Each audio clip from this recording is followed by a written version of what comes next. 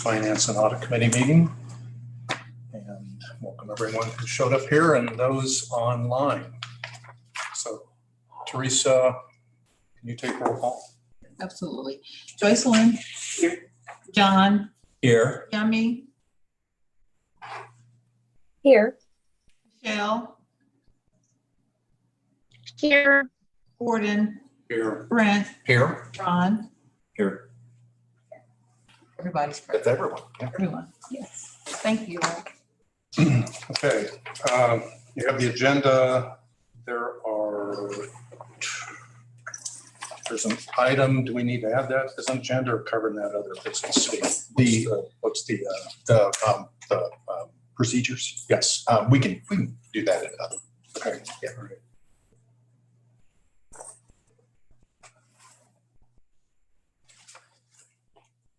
Are there any changes to the agenda? It may not be necessary to make this change because it may be provided for otherwise in the agenda. I looked at it and I forgot now what it contained, but typically at this time of year, right at the beginning of the budget stage, we've asked members of the board to identify sort of new initiatives, things that might be different this year from the budget than they were last year, sort of like helping the staff to anticipate some interests that the board might have. So I've got a couple of those today to talk about, and if that can be accommodated in the agenda, why I'm fine with the agenda. Otherwise, we need an item so other people might also contribute new ideas or changes or things that they might want heard by staff. Yeah, I think number 5 is intended to be fairly broad. Okay. I mean, I have materials I want to present, but then there will be discussion. Yeah, that's fine. So if we can cover it in there if that works. Yep, that's fine. Okay. All right, just don't forget. Oh, I won't. I move approval. Sprint Channel, I move approval of the agenda. Second. All in favor? Aye. Aye. Those opposed? I take it that was a delayed aye. You got to give her some time. Any abstains? Okay, the agenda's approved. Next up are the minutes. And those are on board docs. Has everyone had a chance to review those? If so, I'd ask for a motion. Brent Channel, I move approval of the minutes. Joycelyn, I second. All in favor, say aye. Aye. Those opposed? Any abstentions? This is Yummy. I will abstain. I'll explain later at the board meeting. Thank you. And I'll vote yes. Sorry, I disconnected and then just got back on. Michelle? That was Michelle's, saying she voted yes. You did, okay. Okay, so we'll move on to the next item. Okay, so the budget discussion and format, and there are a bunch of documents on board docs. All right, so when do I see my screen? I share my screen? Yeah. And Cody, we're going to start sharing screen from here. So. Okay, I'll stop sharing mine. Sure.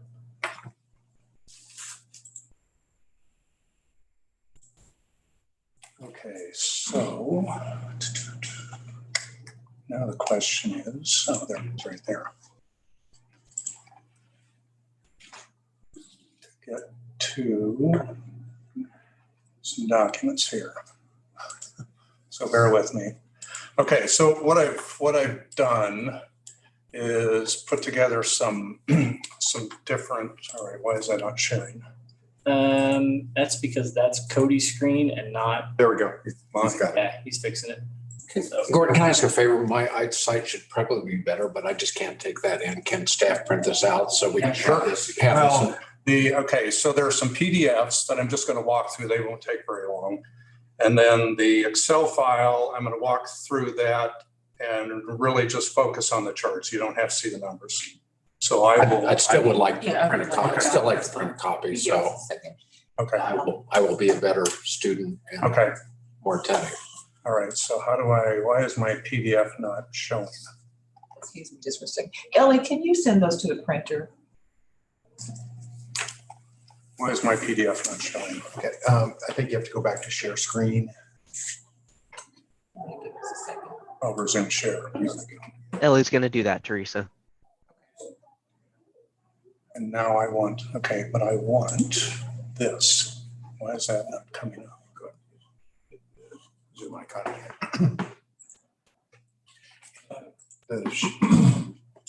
Stop the share up at the top. Yeah.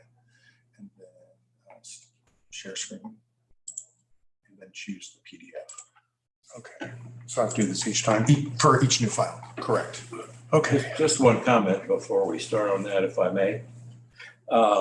We're accustomed, and in fact, I think it's in the rules that we have to do our very best to get complicated charts, graphs, any kind of pre-information out 3 or 4 days ahead of the board meeting so that we have an opportunity to review those. And so, I note that. I'm not trying to stop the presentation, but I just note that for the future that these kinds of things that appear to be quite extensive need to be printed and available to the board or to the members of the committee well prior to it, so we have a chance to study them and look at them and understand them. Right. I appreciate the feedback. Some of this came together at the end, and some of the numbers are still moving. So I didn't want to put out preliminary information and then have to go through a bunch of iterations. So I think, here's the thing. This is a look back. So and most of this is going to be historical information just presented. So it kind of brings to light how things have been done or what's been done, what the trends are. So in terms of new information, I guess this is, my intent is to provide some perspective on the budgeting and how, not from a, we're not going to get into the nitty gritty and cherry picking individual pieces, but from an overall approach, what are the adjustments and what should be done? And that's really what I'm trying to accomplish here. Not to say that, this line item has too much in it or that line should be more, not my intent at all. Yeah. Okay. Well, I appreciate that. But again, we went over this, the process has been to put this together, went over it with Quan initially, got some things synced up. Steve and Quan and I went over it on Tuesday, and then it was yesterday getting kind of things in the final form. So like I said, it came together at the end, but I hope this is helpful. So it's purely informational. It doesn't have anything to do with any voting that we be asked to do. No, or any, not just no, information. This is In fact, to information. clarify, there are no voting items on the agenda today. That's right. Right. This is information, hopefully to get kind of, like I said, get some perspective and get some input on just the framework. All right. Does that make sense? Thank you. And to just reiterate a little bit of what Gordon was saying is that it has been a work in progress. It's sort of a moving target. And what you will see with one of the other files is a very dynamic file. So it would be almost impossible for us to print one of the files because it's dynamic. It's got all these fill-in things. But on normal circumstances, you're absolutely right, John. That's precisely the way you laid it out is precisely the way staff would react. Okay, so let me proceed here. I'm going to shrink this thing. So Those documents aren't coming. pardon? I said those documents aren't coming, by the way. Do you want me to wait or? I can't make heads or tails. I don't know what the legend is at the bottom. Well, Anyway. okay. So it makes sense to you because you compiled it, but it doesn't make sense to us Okay. because we didn't participate in the Well, construction. no, I was going to explain what the pieces are. So maybe I can get started and we'll see if I Yeah, can get that's fine. So this is strictly I'm gonna blow this up a little bit. That helps more. Okay, so I'm gonna blow this up. So what you're seeing is data from 2006. I asked Quan and Steve for data just from the assessed value standpoint by county. So the blue section of the bars, this is a stacked column chart. The blue section is Jackson County, the orange section is Clay County, and the gray section is Platte County. So you can see that over time, if you go back to 2008, back before you had the recession, you were around 12 billion of assessed value. That started picking up in 2015 and 16. And you can see what's happened since. So the assessed values in total are sitting right at about, I'm going to call it right below $18 billion on a combined basis for the three counties. Okay. The levy rate is that yellow line, and He's got it on his screen. the right y-axis pertains to that levy rate. So you can see that the 32-cent rate was in effect all the way through 16, and then the 17 year after the Prop L was passed. The maximum rate is 40 cents, but with I assume that's Hancock adjustments. Yeah. And the growth of the counties, you can see how that is ticked down. So last year, the assessed rate was 3,468, and I'm just using the same rate for the estimated 22 year. So that's really all it's intended to show there is just how things have changed in terms of assessed value over time and since Prop L was passed. So there's been growth in the counties. When I did some work with Platte County, I went back 30 years. In Platte County, the growth rate for 30 years has averaged about 1% a year. Okay. If you look at the trends here in population and housing, it's comparable for the two counties. It's ticked up a little bit in the last few years simply because you have some different economic factors, mostly really low interest rates impacting it. So that's really all I'm intending to show there. Okay. Yeah, does it show, I haven't had a chance to look at it in detail. That chart is not on. That's a different chart. It's a different chart. We've got something different. Oh, okay. And what is the percentage of, that would be assessed value, right? This is the aggregate assessed value. Okay. And again, they're broken up between Jackson and Blue. I have some different, I have another chart. Maybe it's helpful if I hold that one up here. So the percentages there show that, pretty consistently, the percentages of the assessed valuations have stayed about the same from county to county. You mean the allocation? Yeah, no, the percentage of the total of the whole. I have another chart that I think will be more helpful if I can figure out Okay. how to find it.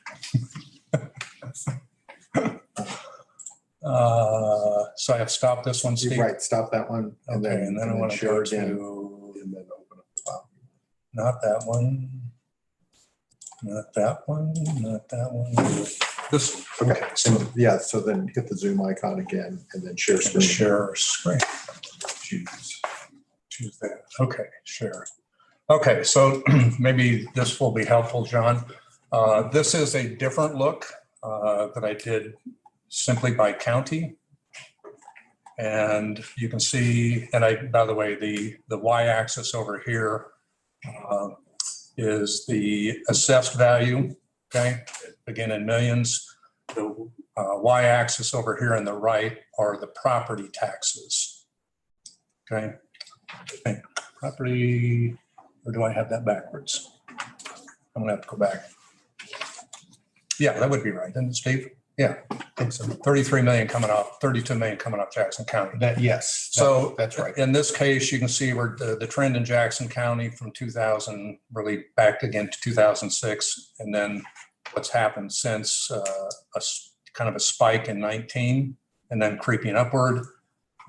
In Clay County, somewhat similar, but again, you can see, again, going back to the economics and what's happened with interest rates, you get a housing boom. I don't know, that's a separate discussion about whether that is sustainable.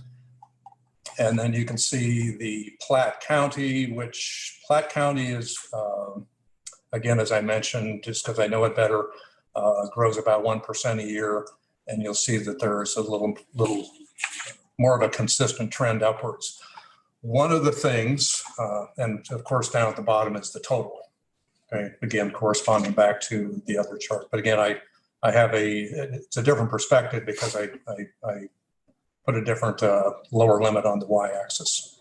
So one of the things that I've learned, and I don't know the other counties, but at least from Platte County, is that assessments, the assessments have been they've been raised. More frequently across the board, with the intent of being closer to, I guess, what I understand to be the market, what the state requirements are. Yeah. Okay. I have no idea what the other two counties are doing and if we have disparities between them or not, but that could cause some disparity in taxes. Whether that's material, I have no idea. But if we're consistent on the methodology between the counties, then you'll have some consistency across the board of all three counties. Does that make sense? Yeah, and just in response, there isn't consistency between the county, and we can't influence that in a much of a fashion. And so the county level data is interesting and important, but at the end of the day, we're a consolidated library district, and we get what we get based on whatever assessment methodology that they use. There was a serious number of protests in Jackson County because there was a rapid readjustment, partly in response to school districts and others pressing them to sort of say is that they weren't properly, they were under assessed. And so that stuff is sort of shaking that out, and it goes through in different waves. And another county at a later point does this. Yeah, no, again, I'm just acknowledging what's happening and showing the impact of what's happening with the assessed value with taxes, and obviously the levy rate takes that into account as well. But at the end of the day, the perspective I would bring to this conversation, we're a consolidated library district, and the numbers that come to us are component parts that come to us from the county. Agree. Yeah. Right. Yep. Okay, so that piece, so that's just some perspective on that. All right, then I want to. Okay, then I'm going to go to the chart. Yeah, go into Zoom I'll and share share it. it. Yeah, that's okay. Yeah, I mean, you get used to it. No, you won't. Yeah. You're too into it, and You still like it. All right, so I know this is small. but we got it. It's printed in front of us now. So Well, and let's see if I can hide this to make it a little better. Okay, so again, the purpose here is really just to look at what I'll call trends and to get some perspective on the budget process in terms of history versus actual. And typically you do tweaks in your budgeting process to get things in sync.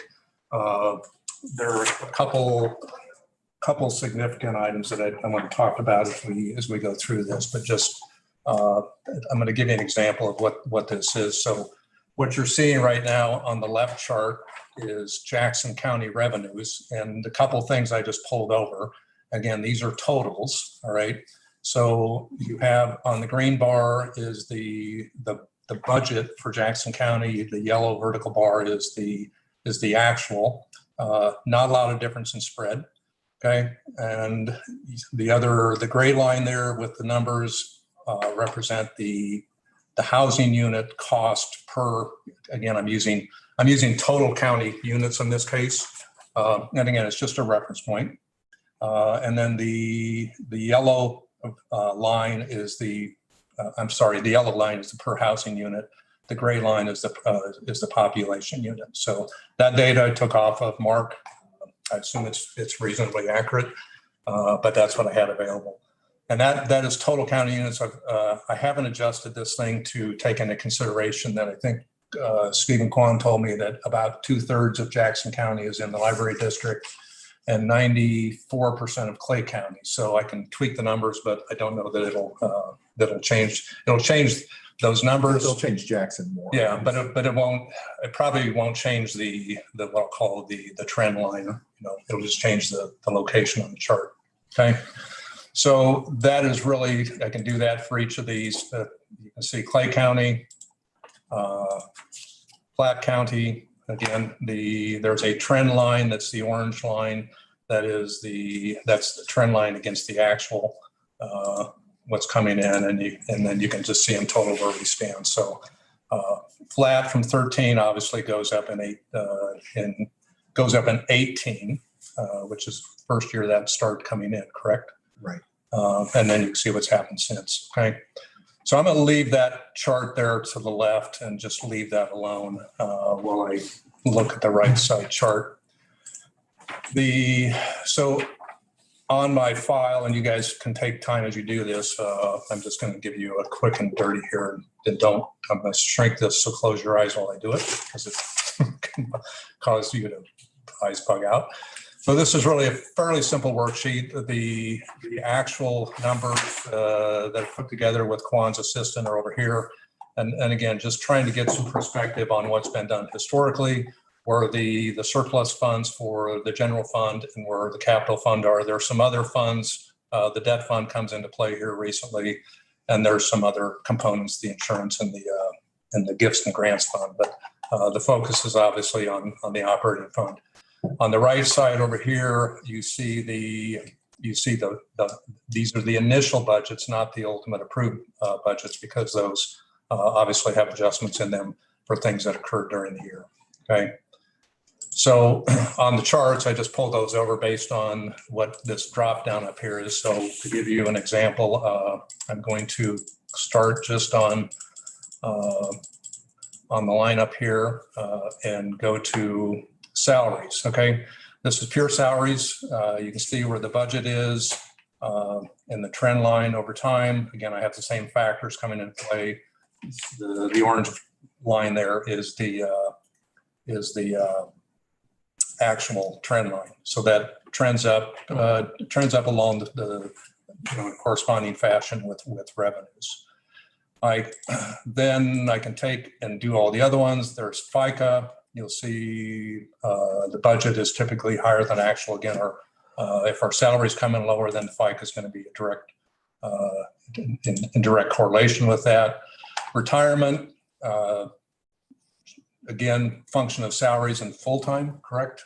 And some halftime. And some halftime.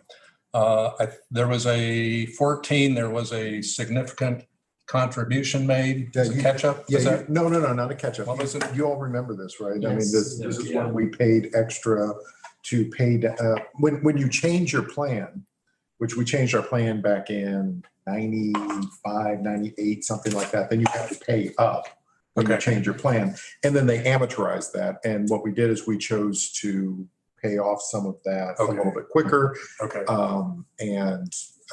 Well, that makes sense. Yeah, Okay. it was a very good move. Okay, good. And yeah. But that makes sense. But that's what the spike is. Okay. Is that your Yeah, recollection? that's right. Yeah. Medical insurance, again, that's a function of the people that are on the plan. That's fairly consistent in terms of the budget versus the actual. And then here's other employee expenses. So what I did on the P&L is I didn't take every line item. Wasn't my intent. I just picked the larger numbers.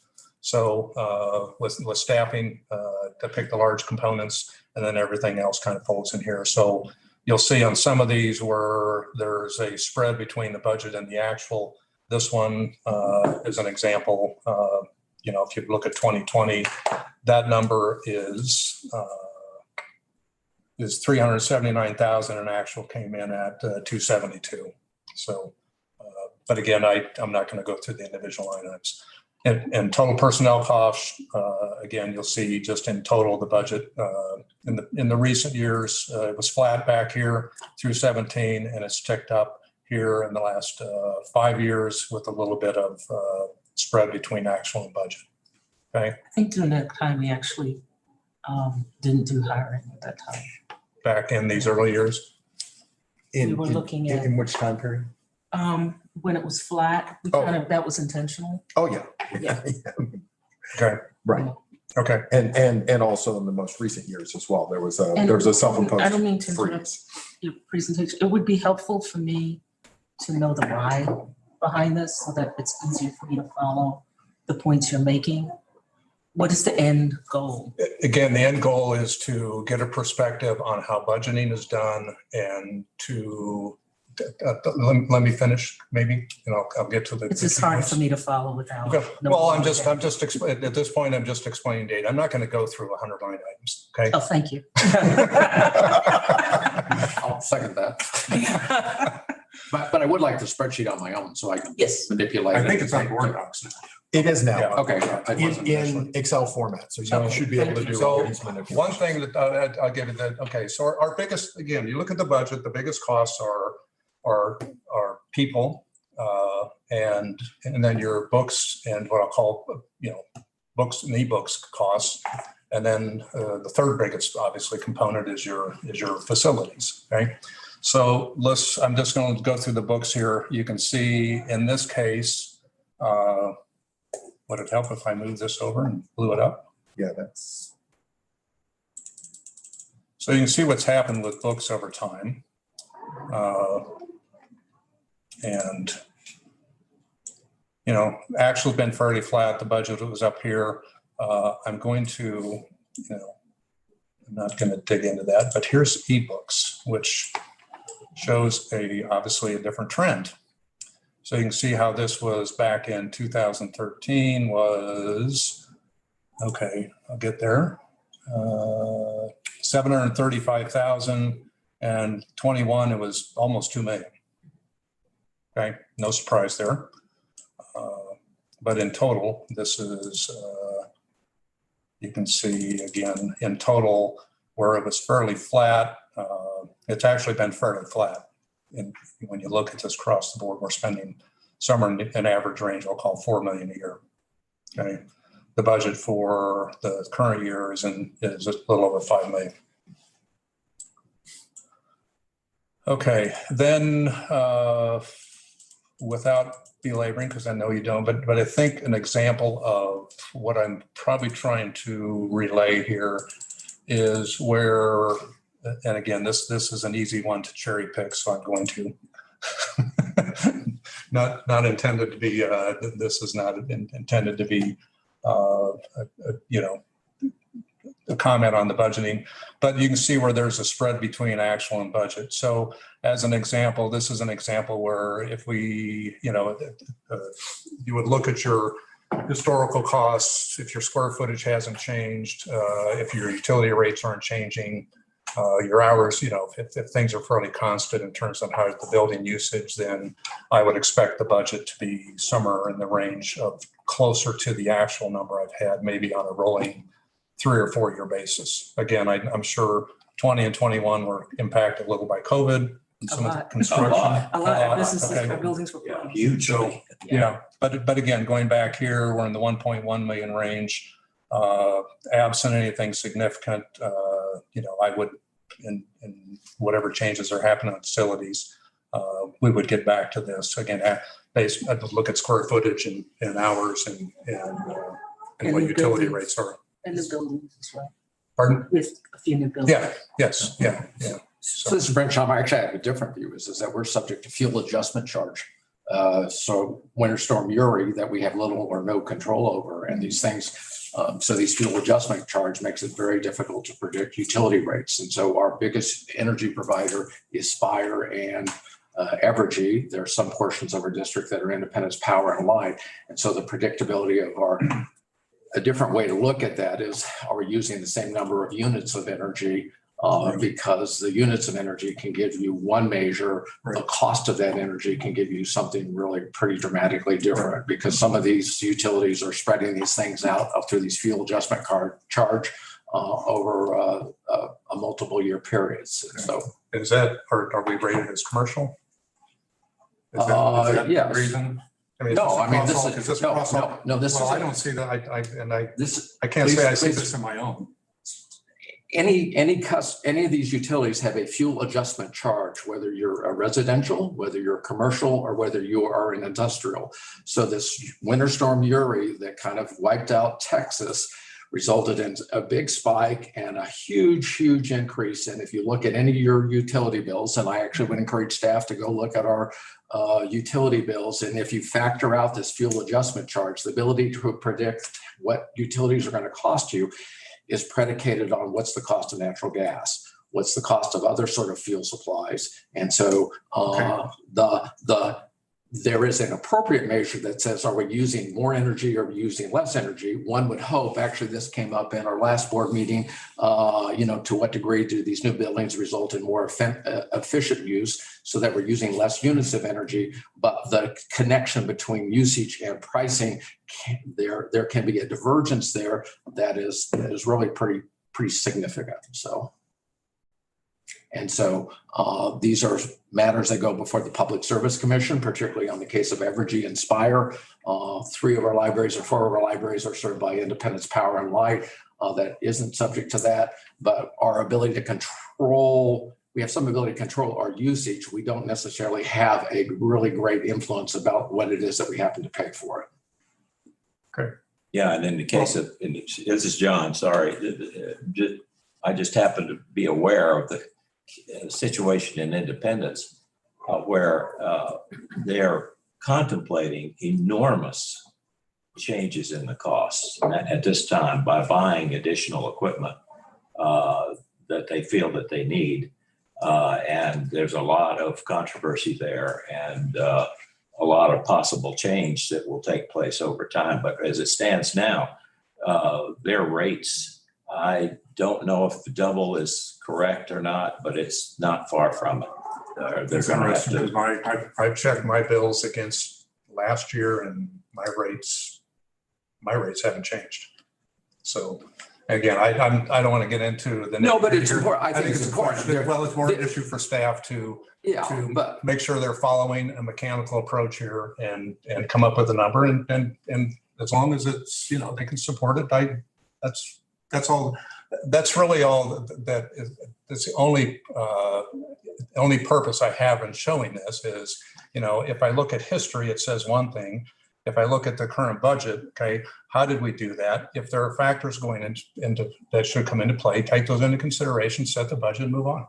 And that's why we're pausing to talk about this, particularly on utilities. We've had a policy decision to expand the number of hours. That was trumped or superseded by COVID. And so there were fewer hours at that period of time.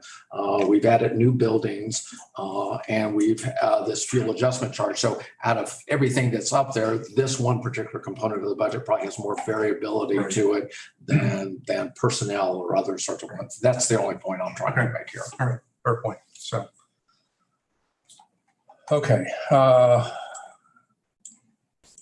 Again, I'm without going over everything, so I'll just look at all other operating expenses. Again, I'm not.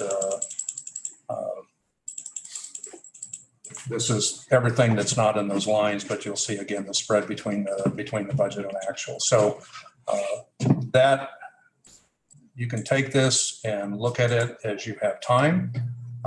The numbers, the only thing I would probably do with this chart is once Quan has a little better projection for what the current year is, we'll throw that in here. And once we get a preliminary budget, then we'll throw that in as well, but it's not going to change anything else in the worksheet. So, I can show up, if you look at all other expenses, if you look at that, oops, I'm sorry. So again, showing the trend and again, just looking at the trend line, looking at what the cost factors are. That's the purpose of this. Okay. Again, provide some perspective, how we're budgeting and where you can make adjustments on a forward basis.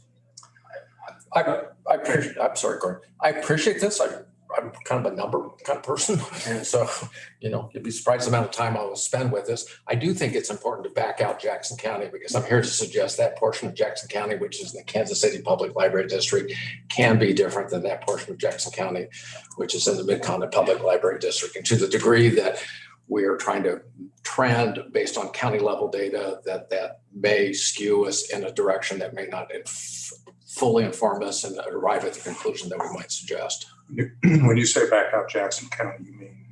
We should be looking at data that relates to our population and our jurisdiction. And so the housing units, the cost of the housing units, Unless you have some better data, the only thing I was going to do is just use that 67 and 94%. If that's to the degree that it's available, we do know what our Jackson County data is for assessed valuation. No, I have. Yeah, I'm just start saying that some of the Jackson County data, may or may not be. If there's a way to tease it out, or it needs to be footnoted, because in some senses we don't represent all of Jackson County. So let me do this. I will take the worksheet. I'll go back and apply the allocation factors, and then I'll send out the worksheet again. So you have that. I didn't have time to go back and do that. It's a simple calculation. I mean, it's probably taken me about 15 minutes to fix it, but I had scrambling to get ready for this. That wasn't and our staff may have this. Our staff may have that data, and I would. If it's available, it's easy. Absolutely. Yeah.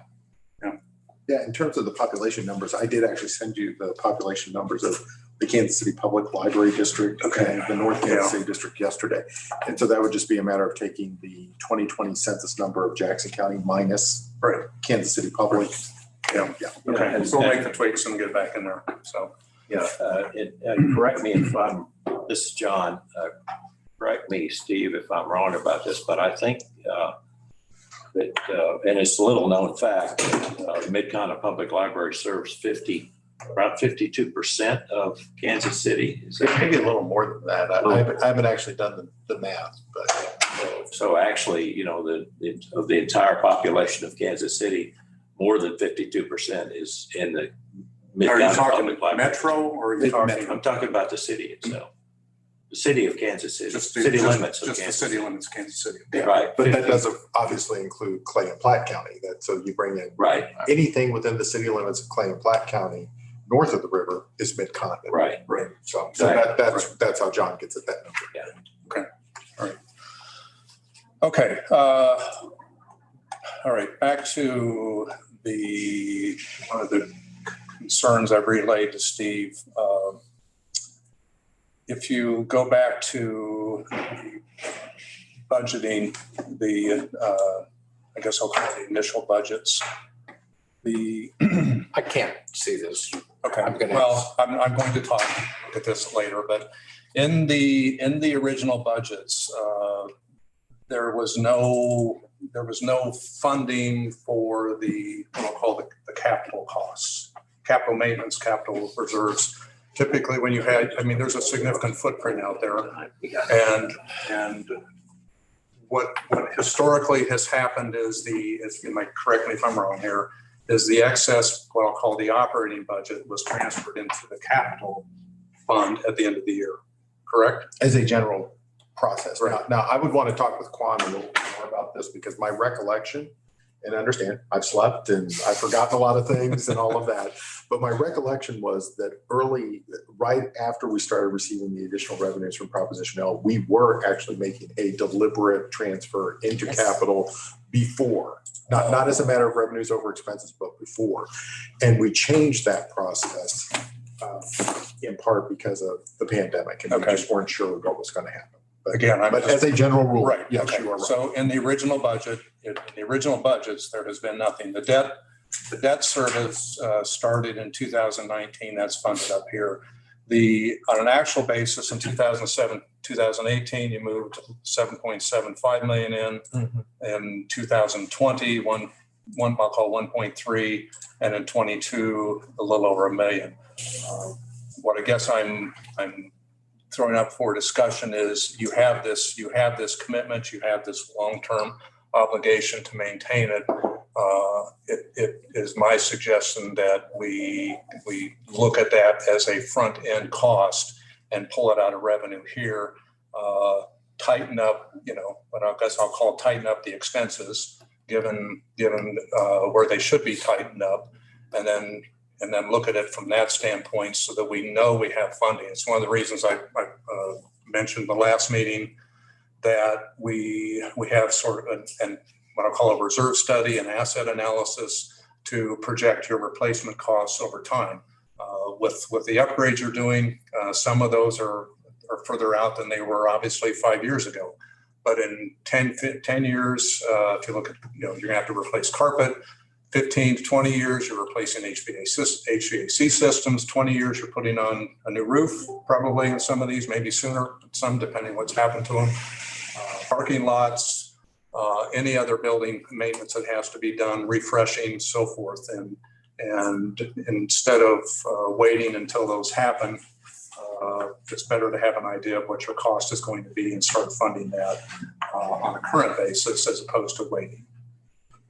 So that's kind of the main thrust of one of the things I want to point out here. So when you look at the budget and you have the debt cost there, if you and again, Brent, I'm going to defer the capital because of the capital fund. From my view, at least at this point, it is fairly simple. It's how much do you have left to build and how much money do you have in the bucket? And I don't know what that number is. That's for the building committee to come up with. So we don't know that number till we go out and bid. Well, on the project. So we have to have some idea. No, sure. And actually there are certain constraints, and as we've realized additional costs, we've reduced the square footage on some projects. So we're not mindful of that. So on this depreciation, I've heard this several times, and then when the building committee meets, is that we will take this up as a topic and come back with what is an appropriate number. Just in general, I mean, I did not go out to the Public Library Association in Portland, but I'm suggesting we're probably in better shape than probably most any library system in the whole country, because their lament is that they've got millions of dollars of deferred maintenance, and to the degree that we've been through and touched every building and remodeled every building and done every building, frankly, if we have major repairs to them all, the course of action, we should going back to the people who designed them and built them and say, what did you do? What did you do wrong? About them. Just a short diversion is that several of us have been on the board where we had every building had to be mud jacked because it was built the way that was built using the technology it was built. And I just kept getting a checklist and say, how many are still left? How many still left on the list? And one hopes with this new round of construction that occurred at the same time, you wouldn't have these kind of systematic flaw errors in the building construction. So I know some staff work was done on this back in November. It may not be at the level of detail that you're seeking, but we can sort of go back and look and say, well, what's a reasonable set aside in the same way that we budget our own house. At some point, I probably have to paint, probably need a new roof and well, and here's the thing on that what I'll call the capital reserve. You come up with a number.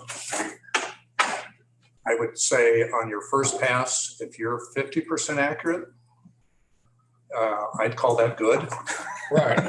After 5 years, I would hope that ratio goes up and you get in the 70 to 80% accuracy range. So and it changes every year because you sit there and say, my HVAC, which I thought would be 15 years, we did some upgrades on it on the maintenance side, and we're going to get an extra 10 years out of it. So you push that cost out, and you just over time you manage it. So that's the approach that I'm suggesting. No, it's a really thoughtful approach. 20 years from now, you will find my obituary in the Midwest genealogies. But in some senses, I mean, what we have done in a really thoughtful sort of fashion is invest in our assets, maintain our assets. I would pull into this, liquidate our assets when they're not productive. That's why I was very supportive really of the Red Bridge, because it was just an empty building and things like that. And so building a sustainable a solid financial future that makes appropriate use of resources is a valid exercise, an important exercise. It's really our responsibility to do so. Yeah. Well, I'm assuming if the counties continue to grow to the north, that you're going to have additional capital infusions, additional capital requirements, 10, 15 years down the road. And there are hot spots in Jackson County where there's been growth. And so down in Lee Summit and Greenwood. Right. And so there's just like areas of pockets of growth, and then there's areas of actual population decline. And so one of the thoughtful parts of it, let's not make an overinvestment in capital in an area that isn't supported by the population, right, or we have some flexibility or adaptability that we can move. And that was one of the purposes of the libraries and community centers, was to provide a level of service without having to make a major capital investment.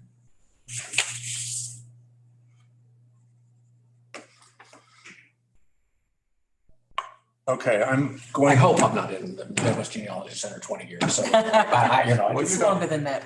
You're not that old. To see what else. Yeah. I'm speaking to my situation. Okay, and if there's no good health, everybody. Like I said, we'll tweak the population and the housing numbers for what we think is a reasonable estimate for those, and then we'll send this thing back out to you guys to look at. So, any other questions? Because I'm going to move off of this. Just a quick one. If we have a question about a fact or details, do we address them to you? Do we address them to Steve Potter? Do we address them to Quan, or send a note to everybody so everybody understands what the question is? The mechanics, like I said, I think you'll find the worksheet's fairly straightforward. Okay. But again, the numbers are actual coming off the audit. I think these are synced up to the audit report, right, Quan? Comprehensive. The budget is the initial budget, not the final amended budget. So after that, it's formulas and the charts. Like I said, the charts just pull off these two tables over here. So, but if you have any questions, just send an email and hopefully I can answer them. Okay. All right. So I'm going to move off of that. And what do I do? Stop sharing. Stop sharing. Yep. Go back to, okay. So one of the pieces, I think I get this. Okay. One of the pieces, and again, this is information. Share. You got that without. Geez, you got it. I'm getting better. So I just, in terms of trying to understand resource allocation, sorry, you can't see these numbers. Let me blow it up again. Well, let me just give you the worksheet perspective. This is just a PDF. I asked for payroll information, initially comparing 2017 to 21, just to see where the major changes have occurred. There are some differences, and due to the way this is compiled, I pulled off the 2017 because it may not have been comparable. Okay, so for that purpose, I'm just showing you 21 and what 2017 actual was, just at the very bottom. But this is just taking the bodies that came out of the system, and the labels, and if I'm saying this correctly, Quan, the classification that's in the payroll system or the HR system. Yeah. Okay.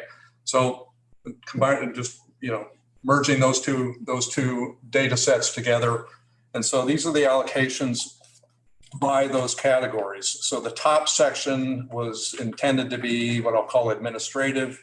You take the accounting down to the marketing section here.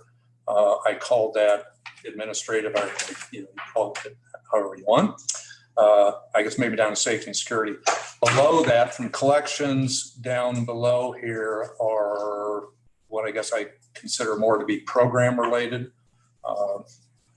Stephen Kwan will be looking at this again. This came together here in the last few days here. So again, you can study this as you have time, but it just tells you these are pure salaries. This is not any benefits or insurance or anything. This is just raw salary data.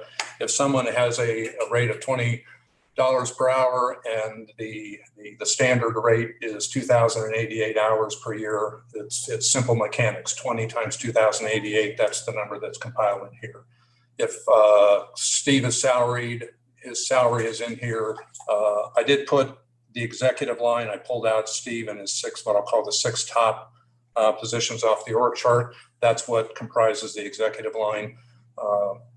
And again, that's just, if they're full-time, then it's 2,088 hours. I think that's what's in there for the most part. So part-timers in there, whatever their estimate, whatever their actual part-time hours were. So you can see the average rate on the right side. That accumulates down to the total at the bottom. 2021 was 22.2 million. 2017 was 18.5. So over a 4-year period, it was a 20.3% increase in gross payroll costs. So again, this is something for the personnel committee to use, and you're welcome to have the file. And really, again, just to understand where the dollars are going and how they're allocated. Is this in Board Docs? Yes. Well, the Excel file is not. I'll send you the Excel file. Okay. Yeah, it's a PDF, I think. This is just a 1-page print off because again, the 2017 is not comparable because I'm taking current classifications against 2017 salaries. So if I had somebody who was an assistant in a branch in a branch and now moved into home office into program side, I don't have apples and apples. I'm not sure if 21 is actually comparable to next year either because we weren't fully staffed. 21 is what you have. Yeah. Yeah. So that's the best I have. That's the best I have. Okay. All right. So that is that one. Let's see. And then the last one I want to share is this one.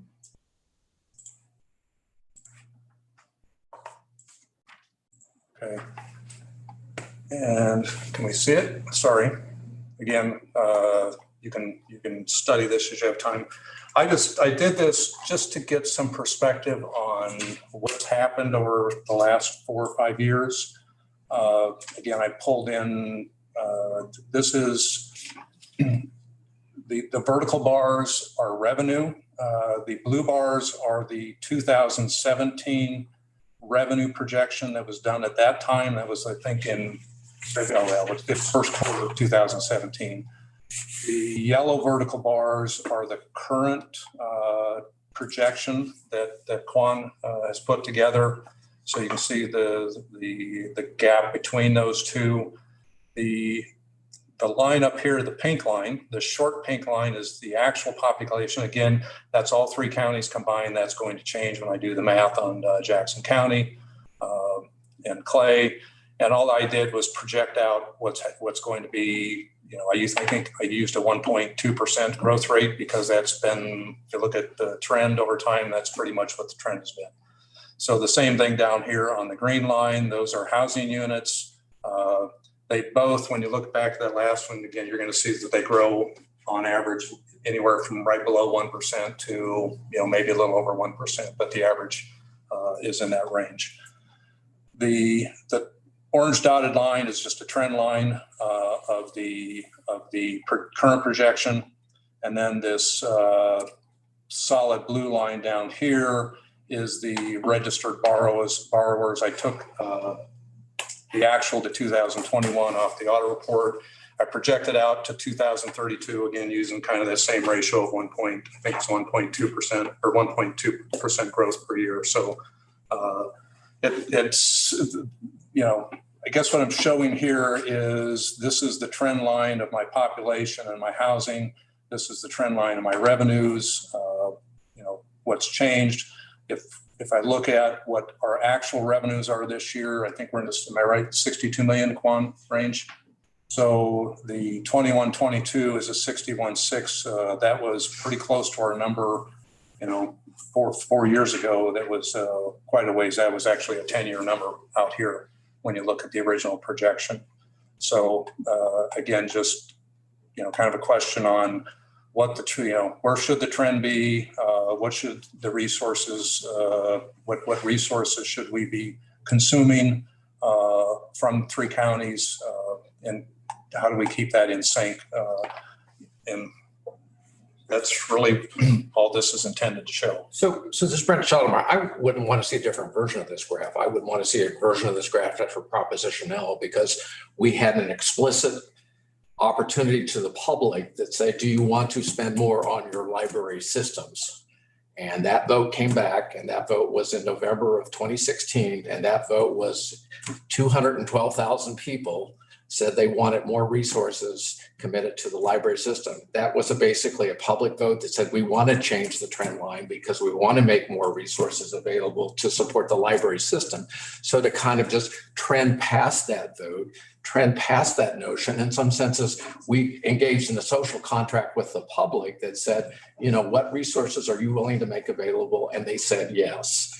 And so all these trend lines, in some senses, need to have some delineation between pre-Proposition L and post-Proposition L, because in some senses we have new opportunities, we have new obligations, we have new commitments that we made to the public in taking their additional resources. We do have an obligation to make sure those resources are appropriately and properly used, but in some senses we can't trend through it as if it didn't happen.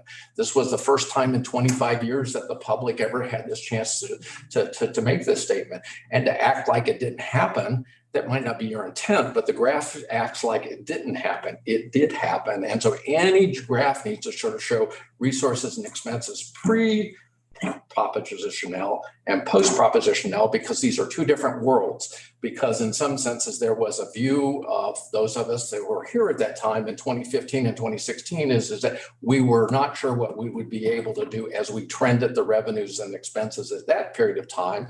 And staff, to be honest with you, they were scared about the public vote. And some of us said, well, you'd be well advised to have the public vote because you will understand if you're going to have to manage what the closure of libraries would look like and what the diminution of services might look like, or if it passes, what's the plan that you would make. So in some senses, all this just doesn't take into account really one of the most significant historic things that happened in our library district. And it was so important in some senses, it encouraged other library districts like Kansas City to go take a public vote on this. So the resources are available are a function by the public support that we have. And from post-Proposition L, they agreed to make more resources available to it. And they agreed to shift the trend line because they approved it. Okay. Grant, excuse me, but wasn't, at least my understanding as somebody who voted for Prop L, wasn't the thrust of Prop L essentially almost exclusively towards construction? No, Expanded services were included. no, expanded hours, Yeah. expanded hours, building services were. More ebooks, more digital services, they're all in Yeah, no. I mean, the core of it was to have a well-funded library system that would serve the public and provide new services, provide new hours, provide new access and new facilities. I think the focus sometimes is on the facilities because they're the more visible part of it all. But, you know, pretty soon in a couple of years, we will have wrapped up the facility part of it all. We still will have the debt that we need to take too. Exactly, but it was my understanding that the thrust of Prop L was to request from us taxpayers a particular dollar amount, and that dollar amount was utilized for the construction and improvements of the sites. I'm going to encourage staff to bring back in the material on Proposition L. So If you want me to, I can think still it do my included- stump speech. And, Yeah. you know, it was ABCs, access, buildings, collection, and services. Yes. Well, okay, And Brandon, just to clarify, go ahead. Again, but the dollar amount requested from the taxpayers was a particular dollar amount. And what did that particular dollar amount correspond to for the construction? it wasn't specified. We were challenged by some that basically said that we needed to have a specific line item for buildings only. And we said, no, we're going to have a single item. So to Gordon's earlier sort of point, it authorized it up to 40 cents. Hancock and the growth of the population and the housing has sort of kept that down. So in reality is that the levy rate, surprisingly and, astonishingly, has kind of kind of flatlined at a certain particular amount. And that's the advantage of having a consolidated library district where portions of the library district are sort of growing. But Proposition L changed our revenue understanding and also changed our expense understanding. I don't ever want to ignore the fact is that just because we got new money is that we have to be profligate and, you know, use it in an irresponsible fashion. But we made a commitment to provide a different level of library service. And there was a fact sheet, and I'm going to encourage staff to get it. The fact sheet that the staffer said, yes means this, no means that. And so the answer that came back was yes. Yeah, that'd be helpful to get that historical perspective on what was presented towards the use of that. But also along with that, I'd like to have, if we could have some idea on the requested increase from the taxpayers, us, and the utilization of that with regard to the construction of buildings, to see what the relationship was. I'm encouraged people to understand it broader. Buildings was one component, but we also did more hours. And the more hours then will be reflected in additional personnel costs. In some senses, it's hard to get a real fair read of it all because Proposition came along, we got sort of started on it, and then COVID hit, and then it's disruptive to your understanding of what your ongoing costs might be. So what this looks like in 2032, I will be elected that. 2032 will be a little Yeah, exactly. well, all right. I'm only speaking for myself here, friends, in this sort of context. You know, we have not had normal to really sort of to understand what this looks like at a later period. Partly because some buildings have been closed. Can I clarify one item for you? The 2017 did include the Prop L taxes. So that was with the revenue increase coming off Prop L at that time, okay? What I don't have or I couldn't find was like a 2019 projection, which would be helpful. Again, the purpose of this is to say, what's happening with assessed values, what's happening with the levy rate. Even if you leave the levy rate flat, somebody who has a reassessment, even though theoretically, as I told David Cox, I said, theoretically, you're moving water in the bathtub, but the reality is the taxes go up when you do that. And so I couldn't find a 2019 projection. I think would be helpful just to say, what's happening or what's happened in terms of the projection. John, you noted that this was a useful tool. I agree, but let's use this to understand what our obligations are. Again, we have a debt obligation and you have a capital maintenance obligation that we have to get out of these numbers. So what's left for the operating side? So mine's just a response is like trending through Proposition L as if it's, the normal course is it's, 1.5%. In some senses, there was an intentional policy decision that basically implicitly or explicitly said the trend line can and should be different in that sort of period. That's my. And again, the 2017 includes that. That is the trend line at the time after Prop L passed. Okay. So if anybody has in their files the 2019 25-year projection, I would greatly appreciate if you'd send it to me. Gordon, I think you guys are talking, past each other. I think what I think Brent is trying to relay is that our expenses were here delivering a certain level of services. What Proposition L did was change that to our expenses are here delivering new, better, more 21st, 22nd century services and changing kind of the footprint of the library at the same time. Where our trend lines are now, the thing is you have to factor in the fact that Proposition L changed that. And Proposition L was not just about buildings. It was always about setting it. Where does the public want our services? Or here? Do they want to see it there? And if so, these would be what happened. Do they want it here? And included in that was new and better business buildings, but it wasn't only new and better buildings. So if I may finish. So when you incorporate the fact that we have a higher trend line now that we're doing buildings, when the buildings are finished, when the buildings are paid for, those funds are still going to be needed to provide those services. And that was the intent. I could have simplified my comments, so my apologies. Proposition L gives us a new baseline. Yes. That's really what I'm saying. Yes. So even though 2017 includes those numbers, the services and buildings aren't in place yet. So it's still not comparable to where we are now. Well, I guess my point is maybe that the projection should, as I look at the projection, it's a fairly, it's basically a mechanical, okay, with increases in it. I'm in any projection when I see staffing growing at a little higher rate than the revenue, which I think this one does, I would be concerned of that over the long term. We now have inflation factors that are hitting us that weren't previously taken in, we didn't have to deal with. I don't know how that's going to play into it.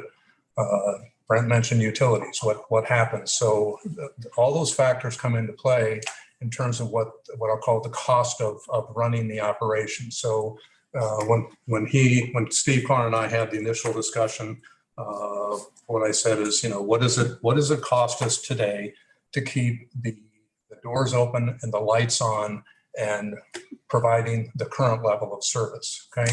That's my baseline budget. Then, as John says, are there other things that we should be doing or could be doing, or are there things that we should take off the table that nobody has an interest in? And those are your adjustments to the budget. What are the trend line changes? What's going to happen if you have 3 new branches? What happens to my costs? So I think if I would look at this, I would probably recommend that the projection be a little more robust and get into a lot more detail than what it shows. Okay? Because really what it shows you for the most part is what your revenues are based on historical trend. And again, our historical trends are 1% growth per year and for 30 years. One last comment on this anyway. So I think utilities is incidental, but to your earlier point, our major cost is personnel. And I think the labor market has changed in a dramatic fashion that we've not really sort of fully taken into. In some senses, we could project a certain amount of labor force. In some senses, we will find we will have budget savings because we just can't hire people. And so we have to say, well, if we can't hire people, then is that the appropriate level of services, or what do we have to do on that? So, and frankly, it's hard to, I've never seen a labor market like this before. And trending the current labor market based on the past 15 or 20 years is helpful, but it is a very, very challenging labor market. Great. Okay, any other comments? Well, I just had, I don't know if it's appropriate time to do this, but I just, from the standpoint of formatting the budget and what should be in the budget so that we can better assess how we're doing, is the comparison with like libraries across the country. I mean, we started doing that several years ago, and I think it's been extremely helpful to do that, to look at libraries of our considerable size and services and extent and population and compare those as closely as we can with what is happening there, what the trend has been in the past, and I don't know what it is now, particularly with all the changes that have taken place over the last 2 years. But the trend has been that we've always been behind our peers in salaries and in materials and ahead of our peers in materials purchases. That's been the general trend. That's just a generality, but that's what we've been seeing every year. since we started including that. Well, we always looked at that, but we started including it in the budget several years ago. And I think for taxpayers and others, it's a wonderful way of making a judgment about, well, if these other places are serving about the same number of people, have about the same number of branches and so forth, how are they doing? How are we doing in comparison with those? Now, that's not the only thing that you would use as comparison, but it certainly is helpful. I agree. And are you referring to the one page in the budget that I think it's on the chart, which I think is a one-year analysis, and I would suggest that we look at that, as you say, on a trend basis. How are we trending over time? Because a one-year snapshot is nice, but it'd be much more helpful to see that over a I think that data over a 10-year period. Yeah, that would be additional data that we could include in the budget. I think it'd be helpful. Okay.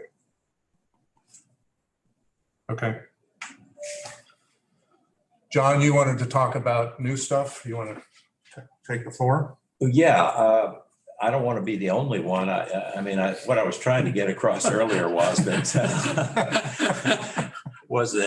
people that we have encouraged members of the board in particular, but others as well, to make comments and suggestions that we could consider as the budget's just beginning, rather than getting through till the last month and then have people say, oh, well, I just thought of a couple of things that we need to do. Well, it's kind of too late then. If you have good ideas, or you think you have good ideas, then you should present them at an early stage. So that was where I was going with that. I do have a couple, but I'd certainly open it up, hope you would open it up to. The floor is open for anybody who wants to provide some input. Go, John. Oh, okay. And then I got a short one. Okay. Well, you go ahead with yours.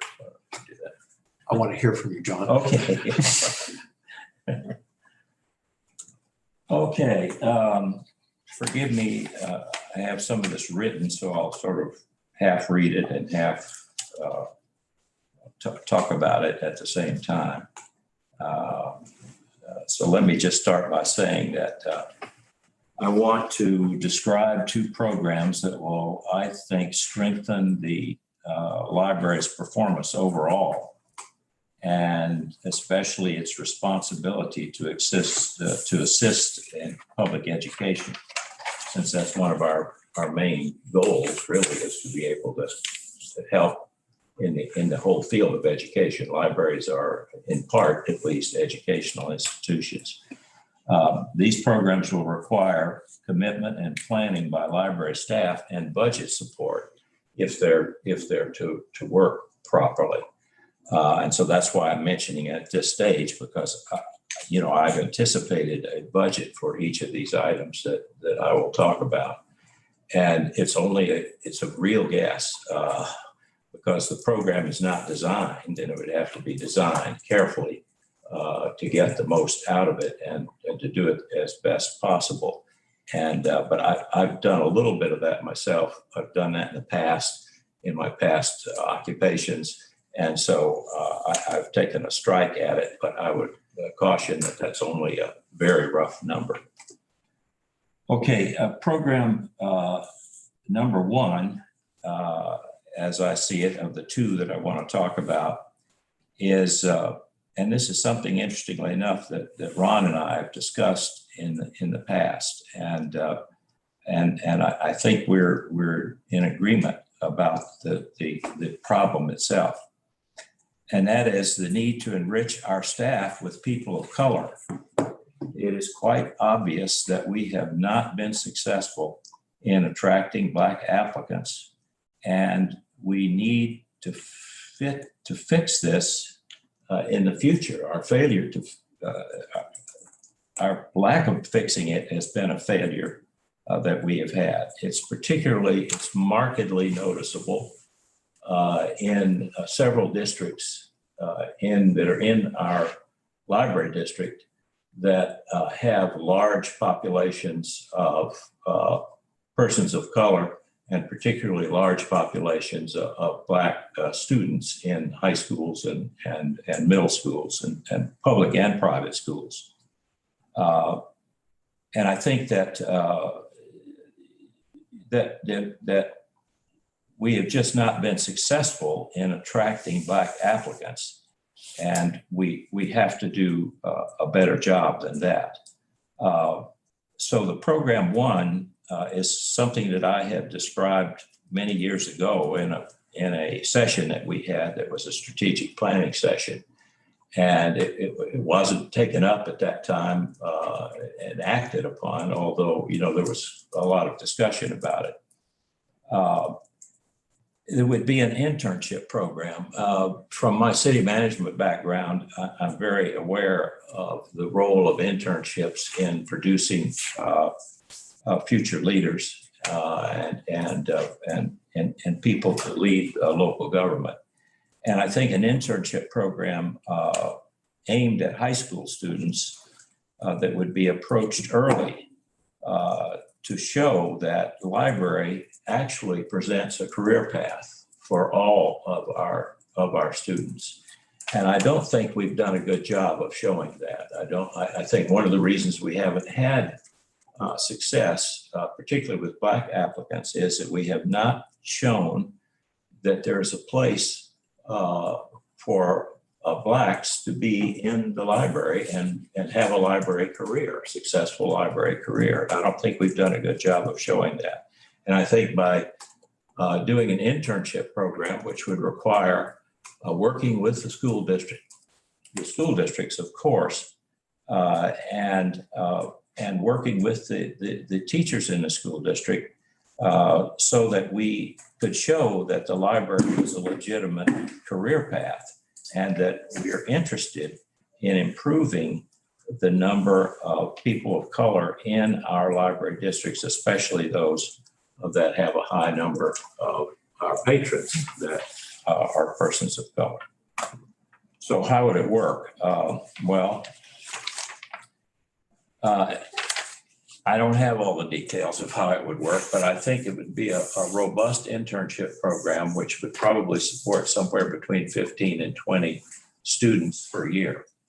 And these students would be invited to participate, and it would be a competitive thing where people would apply, and it would be some program that would have to be carefully drawn that would select the applicants, but it would be clear that there would be an emphasis on people of color and districts of color that we would be working with. It wouldn't be exclusive of that, but it would be clear that that would be a purpose of the program. And so the cost of that, and my own estimate of the cost of that, I'm not sure on an annual basis, but on a startup year basis would be $500,000, $500,000. And half of that, in my mind, would come from our budget, and half of it would come from donations, charitable donations, which we feel, I think Ron and I talked about this once previously, that we felt that it would be possible to raise money for this purpose, that there would be interest among the charitable establishments in Kansas City to go in this direction and to show that purpose. And we would hope that other library districts would see what we were doing and would join in. And we might even at some point consider merging with other library districts in the idea of an internship program. Again, it's not all clear in my mind as to how that would work. And this would have to be something that staff would have to design if it were approved, and if we were to move forward on it, why we would depend heavily on staff to make sure that it was properly designed and to accomplish the goals that would be set. So that's the first one. The second one is to, and this, I see these two programs in some ways as working together, although it's not exactly clear how, but I think they would, is to create a way to engage educators of the schools that serve our districts, our district,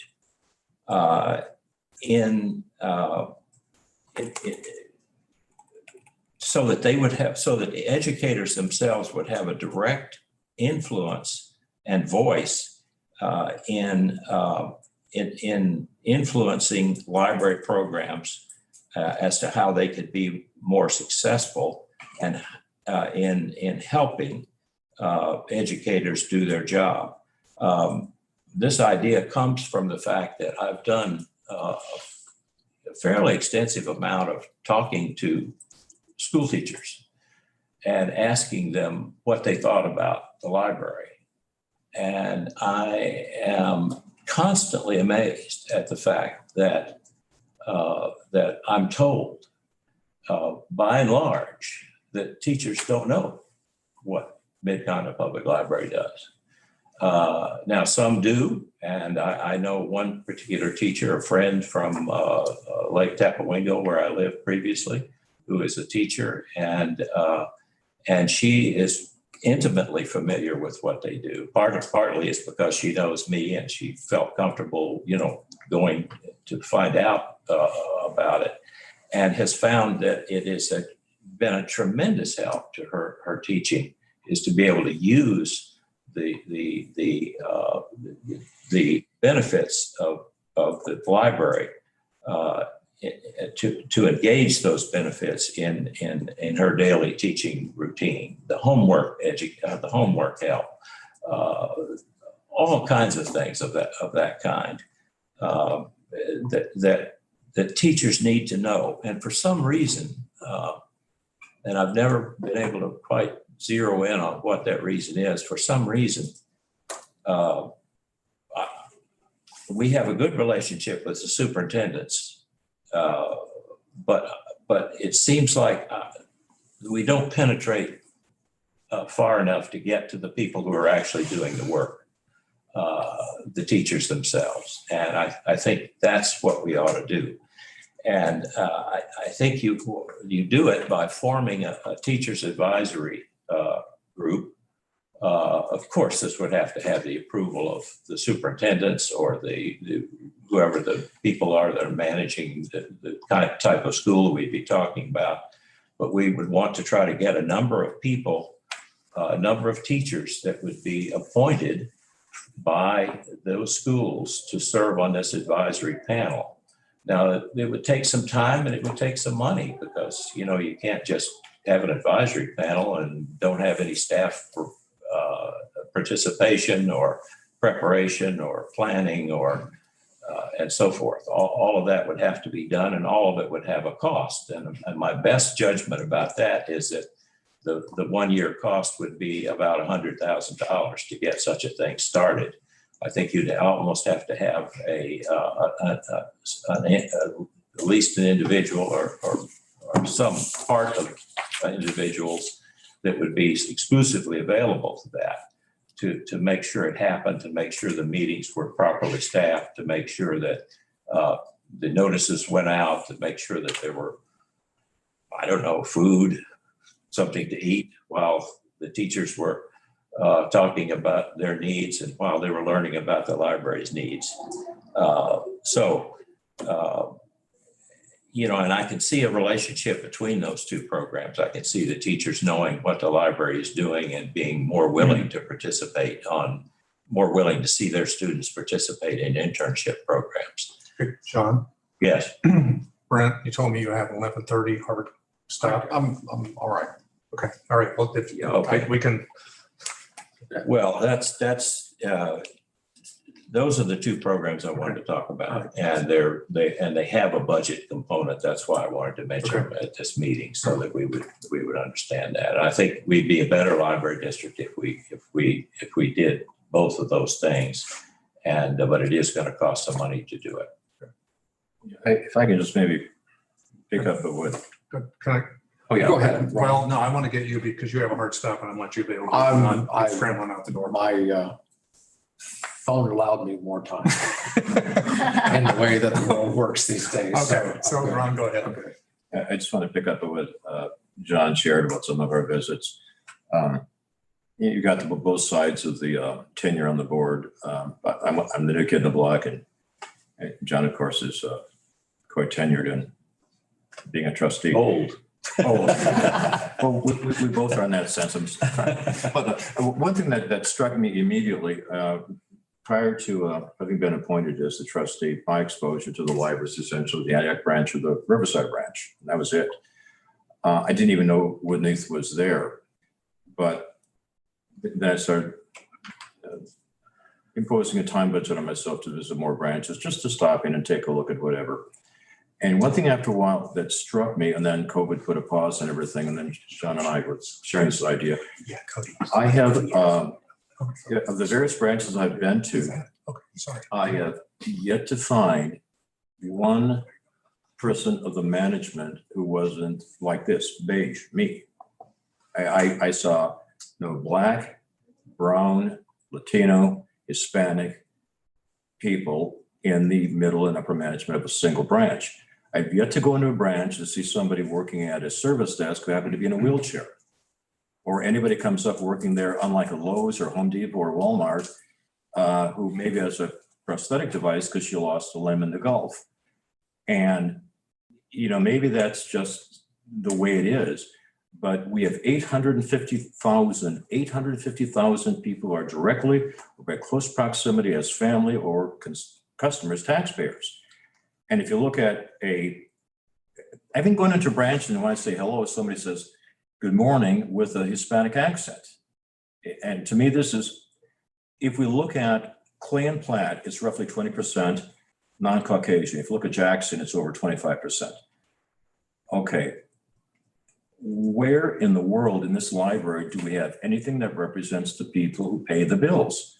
My thought is, just so John and I were talking, when you go to the branches, we really collectively as a trustee, I think, dropped the ball big time.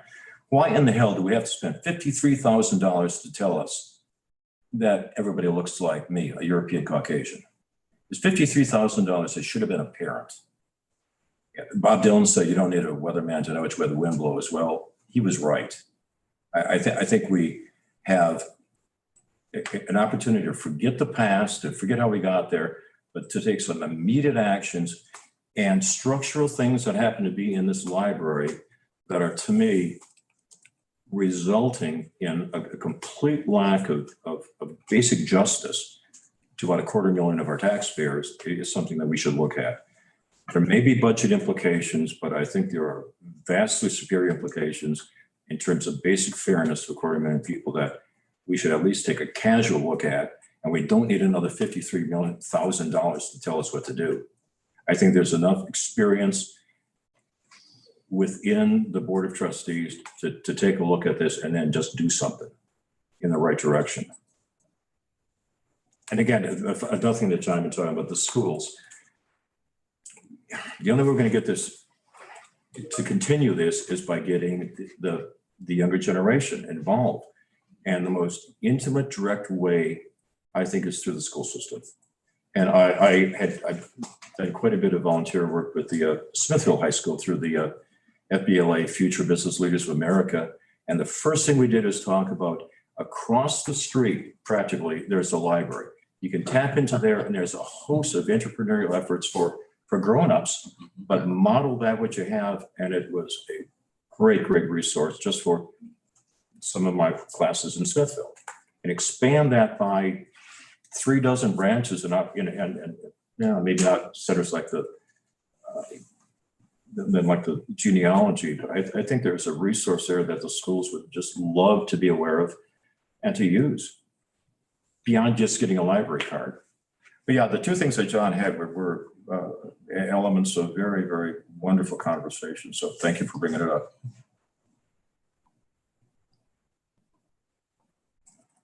How that affects the budget, I'm not sure, but somehow there's some little tentacles in there. That's for staff to determine. Yeah.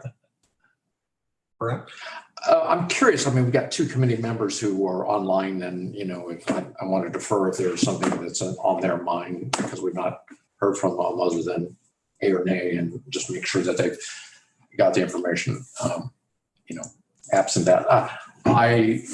I appreciate this conversation in some senses. That's part of what Proposition L was about, was to provide us access to make some initiatives or fund them that they have to be justified. They need to have outcomes. They need to be sort of appropriate to what a library is. So mine is an idea that I actually showed up at a finance committee. I wasn't on the committee. I showed up at a finance committee session, and I represented myself as a member of the public. And I believe that we should go fine free as a library. A lot of our peers around here are fine free. Kansas City, Lawrence, Rolling Green, the others. And I've had conversations with staff about this. And so, but it's never really sort of surfaced to the discussion of the full board. I'm open to the fact, like in any number of situations, an idea can present it to the board, and it's the prerogative of the board to say yes, or it's the prerogative of the board to say no. But in conversations with staff is that we look at the revenue side of the fines that we receive, but we don't say that there's no expense associated in collecting the fines. And if you did kind of a straight up cost benefit analysis, is that we might not, it might prove that it's not as much revenue as we anticipated. And there's other aspects about that, which I think are sort of important. So as we think about a budget, I would be interested in a policy discussion about what's the impact of fine-free as a library system. And there's a lot of literature on it, and people have what it is that it looks like. And I know there's just a wide range of divergent opinions about that, and I acknowledge that from the outset. But I've been on the board long enough. I think we should be ready to have that conversation that I felt like we as a board never have had in a formal way. Go ahead. I agree with both John and with Brent, and in terms of fines, it costs us a lot to collect those fines. So there could be some, it's not as much of a income as we think. So yes, I support both of those. The other thing that I think that we as a library need to be deliberate about, I think research has shown that when children are able to have their own personal libraries, their ability to engage in school, learn, read, increase significantly. I would like to see us deliberately budget for and plan for expanding the Forever Books project. Right now, it's primarily funded by charitable dollars, and I would like to see that be an emphasis as well, because research is there to support it. Yeah, just to tie in what Jocelyn said, I think too that, you know, we're gathering together as a group to talk about costs and revenues and expenses for the library, this consolidated library district. But by us spending money, I think we're going to save bushels of money when we look at a bigger perspective. Spending money now, especially for early childhood education, will have people hopefully get on a path towards more education, and not only the inherent dignity of that, the fact that they become taxpayers and they buy bigger houses and they are better consumers because they make more money. I think there's it's like what Keynesian economics was supposed to, at least claim to have accomplished by putting a little bit of money in right now. It expands things much greater than the initial infusion of money. So yeah, I agree with that. Yeah. I'm just going to comment on the fines. I always $500,000. I always find it interesting because in my own city, they budget for fine income for people, speeding, whatever. And I say, what if everybody obeyed the law? You wouldn't have that money, right? So what's the cost here? I don't know what the cost is to collect, or whether we have staff that is just spending time and we're going to incur those staff dollars anyway. But I think the bigger cost is the discouragement from using the library. Mm-hmm. And should there, if you do have a fine, should there be a cap? I don't even know what the fines are. What's the replacement cost? Is it the replacement cost set at a retail value? Is it set at our? I don't know. I agree with you. Yeah, I think it's a great idea. We never looked at it on a net basis. Right. Well, but again, are you spending fixed resources you're going to spend anyway, and you're just diverting time? I don't know, but I think it's the bigger cost is the one you don't know, and the one it's a perception issue, and people that don't use the library because of that. Yeah, that's the real Yes. argument on that, is that a lot of people that really need the library the most are discouraged sometimes by use it because of the fine issue. I appreciate this conversation because in some senses, we've never really in a budget kind of surfaced these ideas. We will work through them. We will understand them. We may or may decide not to do them, but at least we will walk away with some collective understanding. To Ron's point is that actually this investment in the books is one of our strategic goals is really around early literacy. And so as we think about a budgetary process, numbers are important and trends are important, but also the question is, how do our allocations of resources support or strengthen really what our strategic goals for? So when we do look at a budget, I would be interested in saying, okay, here's our strategic goals, to what degree have we decided to strengthen them, diminish them, support them? We might look at our strategic goals and say, well, we're past that, or we've accomplished that. Probably not. But what does that look like? So. Yeah, so we can always do course corrections. I mean, I'm just thinking we have these gorgeous, beautiful buildings in Liberty and Lee Summit with incredible amount of cubic space to air condition and heat. Yet at the Clay Como site, we don't have an outdoor reading center for the kids. And we're spending tens of millions versus dropping 60,000. You know, again, and a course correction is still.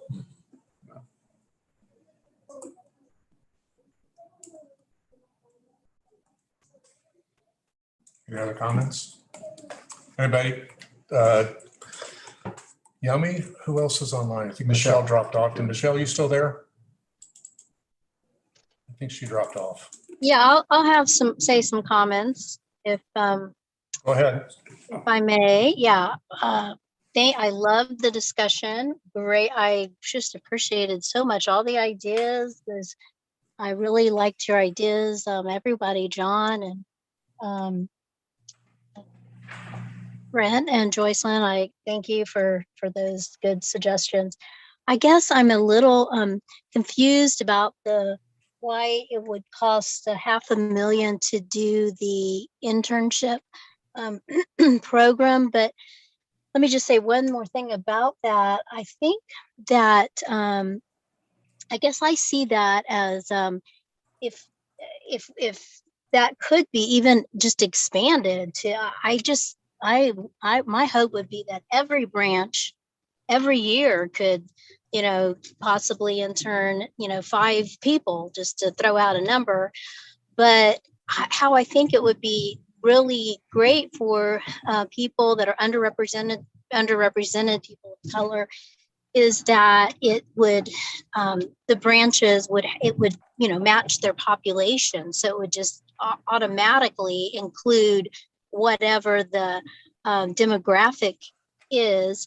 But so John, I guess where would that money, are you thinking about paying the interns, or is that just the staff time to create the program?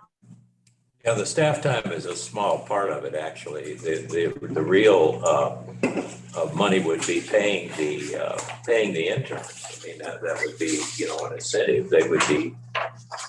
It wouldn't be the top paid people around here, but they would be paid,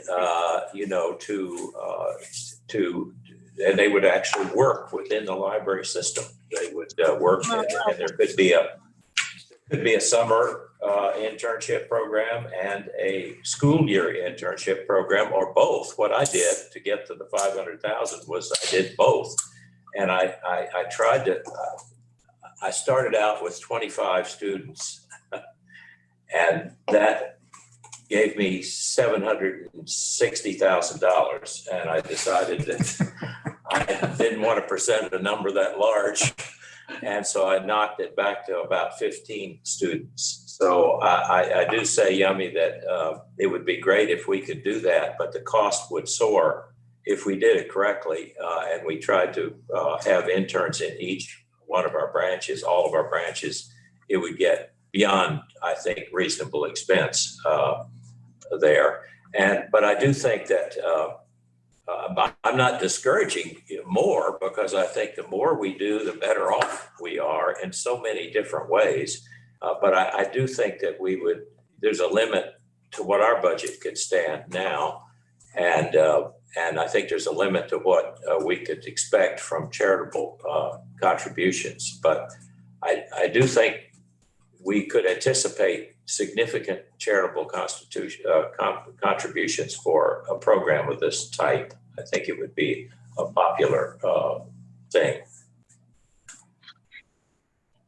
Okay. I'm Yeah. sorry, did I answer your questions? Yeah, no, I guess I was thinking, I was thinking a non-paid intern for one. Perhaps we could even do both, something like that with people, because when I think internship for the summer for high school, that they can learn something they really want to learn.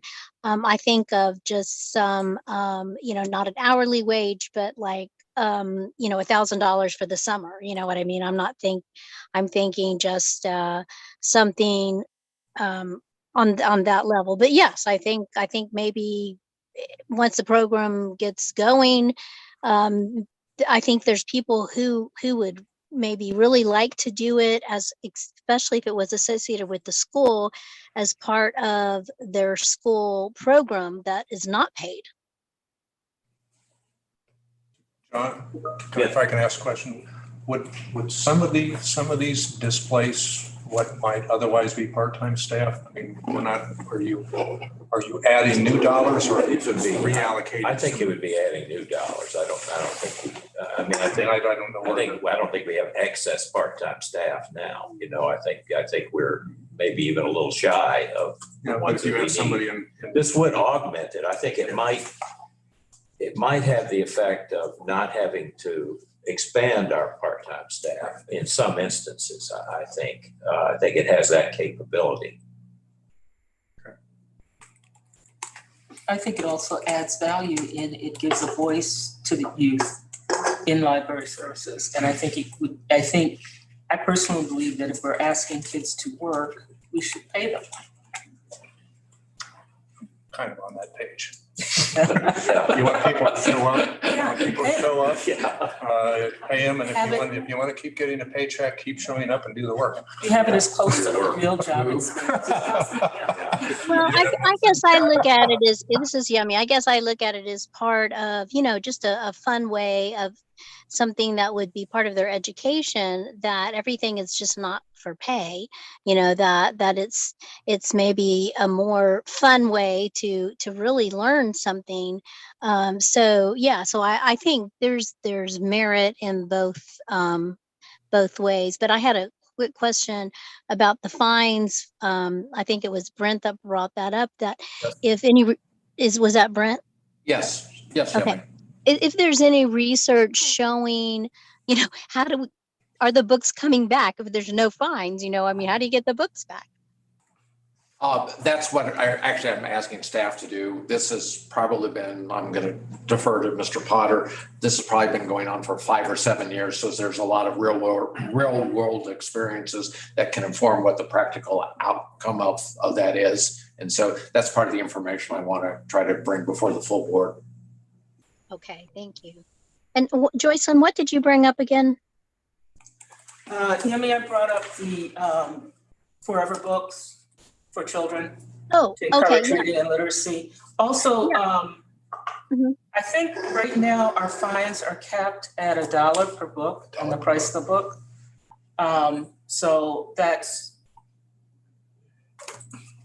is what it is. I mean, it's not a huge amount that people are building up, but it's also not a huge income for the library, but it is a nightmare to keep track of.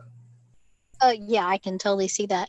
I guess my question or comment about I love that idea of building a library for kids, but I'm wondering if that's something we can do a little creatively also. Instead of buying new books, we have great used books, that I know we sell, but if some of that could be reallocated, so we're just a good steward, and maybe some people really want those books we're pulling off the shelf.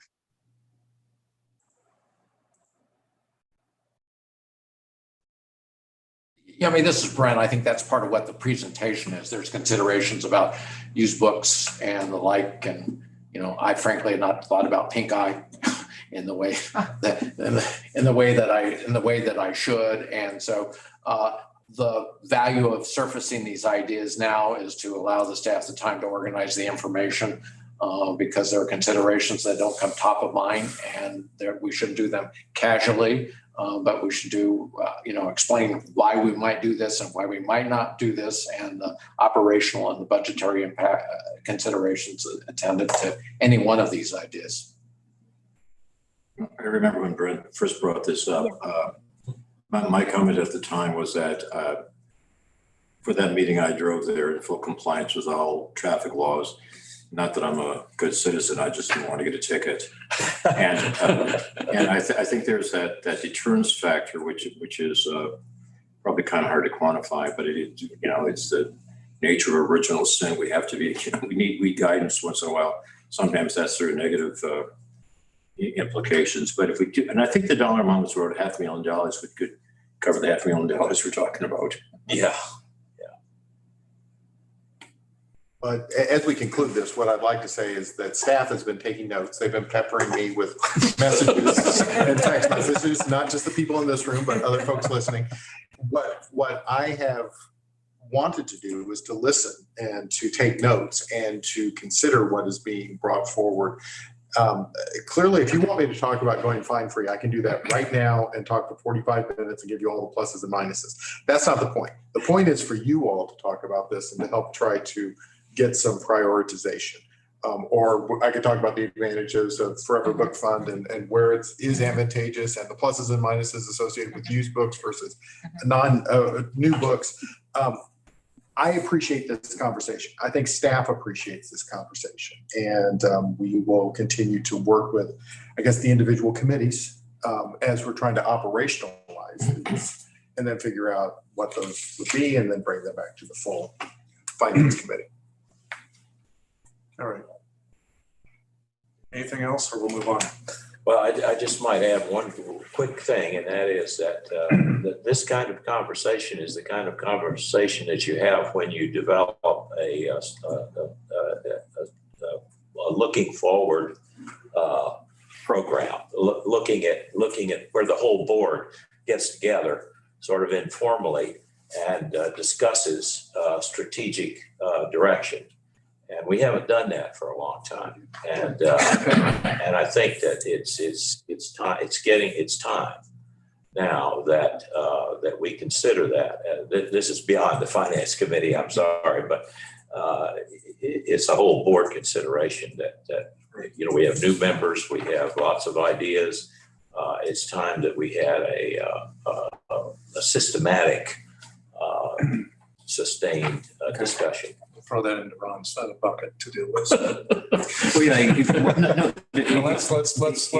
exactly. I agree. Can we table that for different?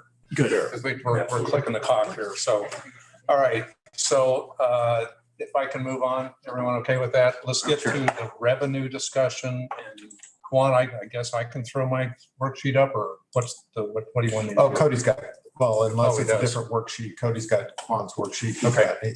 All right. Can you put that up? And Juan, can you walk us through just? Sure. Yeah. Cody, you've got this one. I mean, I can. Oh, just from the presentation? Yeah. Yeah. Oh, Cody's the one I Apologize. emailed to you yesterday. Yeah, it's the one that we I emailed have it yesterday. as well.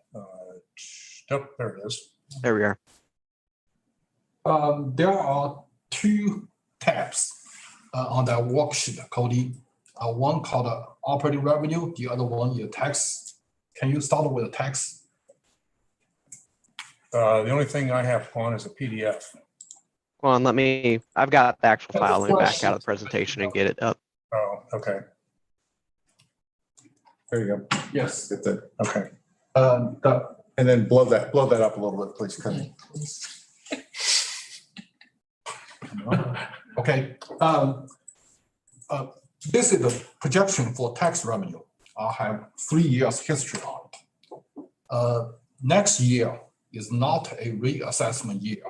So the calculation for levy and the projection for assessment different. previous year.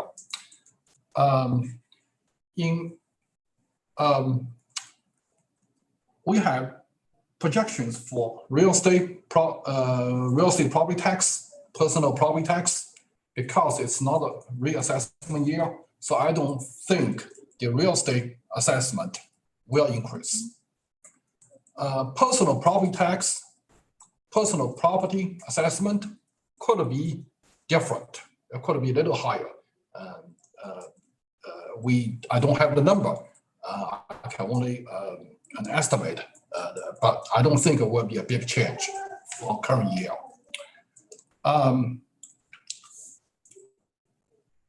Also, we will receive revenue from new construction.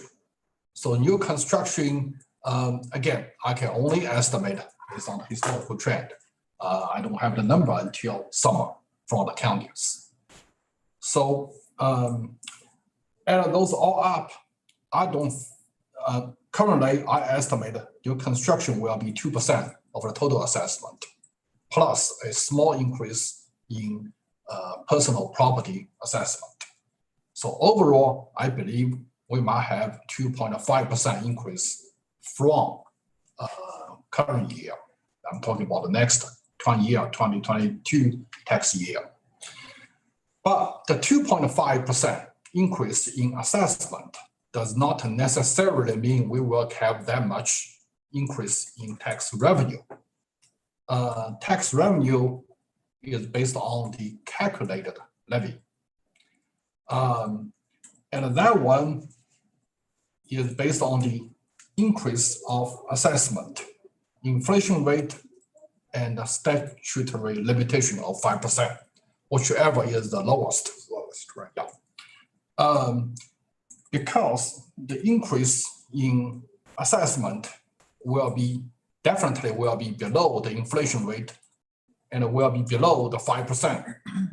So I don't think the inflation will have any impact on the levy, for the year. And I don't think the levy rate will be different than current year. Current year is 34.68 cents. I think it will be the same levy rate for 2020, for next fiscal year. Based on that, and also I factor in the collection rate, which is about 98%. Plus, we have to pay 1.5% commission to all three counties.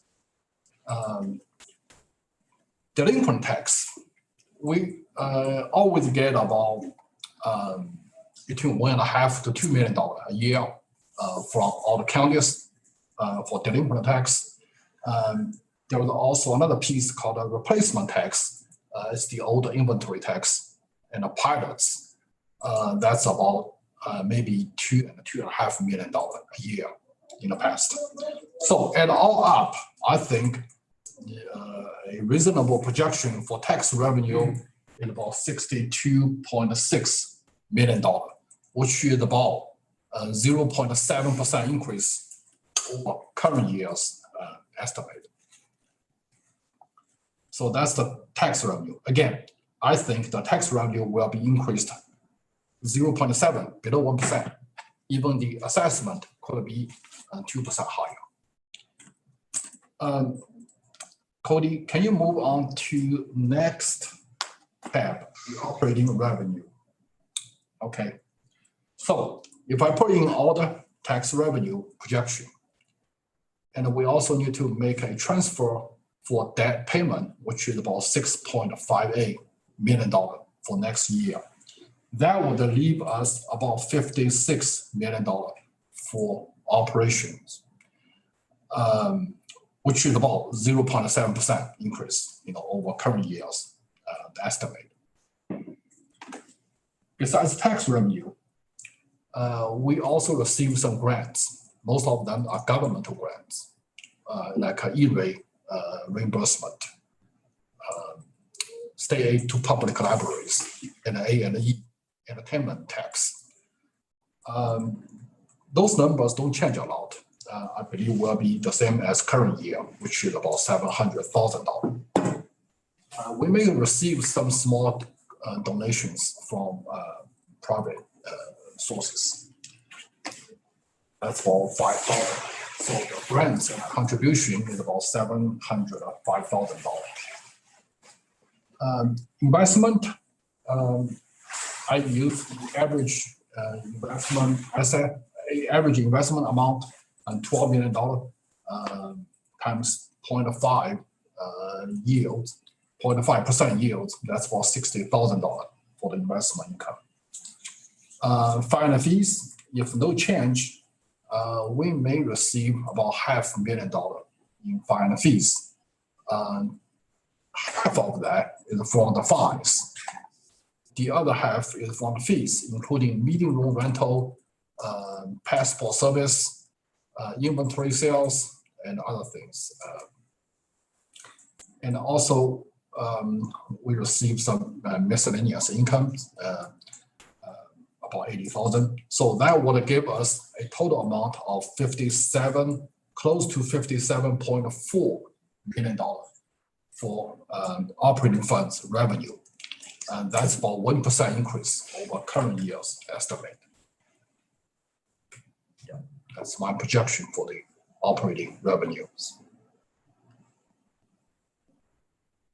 I have a question on the levy because I looked at the calculation and you noted the state calculation.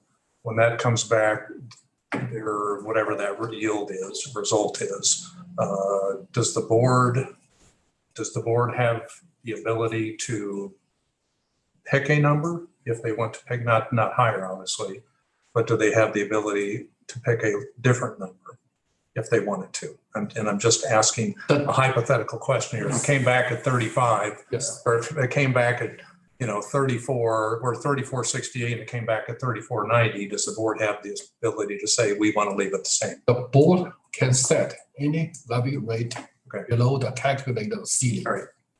That's all I need. Yeah, there is one caveat though, that which one is it, Quan? Is it an assessment or a non-assessment year? That a voluntary rollback becomes a permanent rollback.